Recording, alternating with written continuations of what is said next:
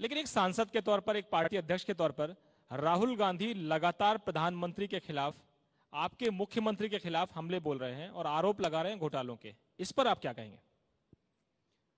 देखिए, कांग्रेस के लोगों को जानते हुए भी ये बात हजम नहीं होगी, लेकिन ये सभी जानते हैं कि राहुल गांधी ओरिजिनल थिंकर नहीं है।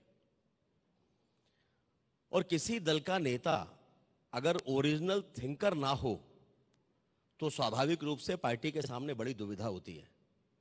और चूंकि वो ओरिजिनल थिंकर नहीं है, इसलिए जब वो कहीं जाते हैं तो उनके पास अपने कुछ टीम होगी जो उनको विषय बनाकर देते होंगे।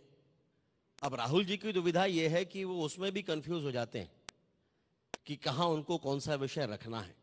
और इसलिए जिस हास्य की बात आपने की है, स्वाभाविक रूप से उनके भाषणों में वो हास्य बोध उत्पन्न हो जाता है और लोग उस दृष्टि से उनको देखते हैं। लेकिन ये कांग्रेस की कठिनाई है, कांग्रेस को उस पर विचार करना है। जहां तक बात भ्रष्टाचार की है, तो भ्रष्टाचार का कोई आरोप कांग्रेस लगाए, ये कांग्रेस के किसी भी नेता के मुंह से शोभा नहीं देता।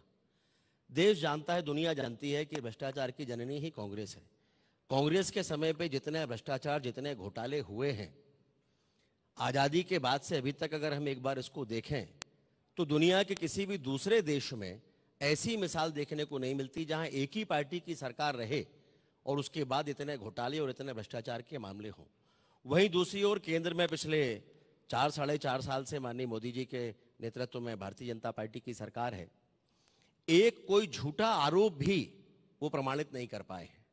मध्य प्रदेश में भी किसी भी घोटाले या भ्रष्टाचार को लेकर प्रामाणिकता के साथ कांग्रेस कोई बात नहीं कह पाई है और इसलिए उनके आरोप केवल चुनावी आरोप है। राहुल गांधी तो यहाँ आके जब मालवा के दौरे पे गए तो कह गए कि मामा का बेटा पनामा में शामिल है, लेकिन दूसरे दिन कहा कंफ्यूज हो गया था, इतने भ्रष्टाचार हैं बीजेपी की सरकारों के कि समझ नहीं आया कि छत्तीसगढ़ का है कि मध्य प्रदेश का है। मैंने अभी आपसे कहा, मैं यही बात आपसे कहना चाह रहा था कि चूंकि वो ओरिजिनल थिंकर नहीं है और इसलिए इस तरह की गलतियां उनसे स्वाभाविक रूप से होती हैं। जब उनको तैयारी कराकर दी जाती है तो अगर एक दिन में 4 स्थानों पर जाना है, स्वाभाविक रूप से चारों स्थानों की तैयारियां अलग अलग होंगी और उसमें वो कंफ्यूज हो जाते हैं और इस तरह की गलतियां करते हैं और बाद में वो विषय हास्य का विषय बन जाता है।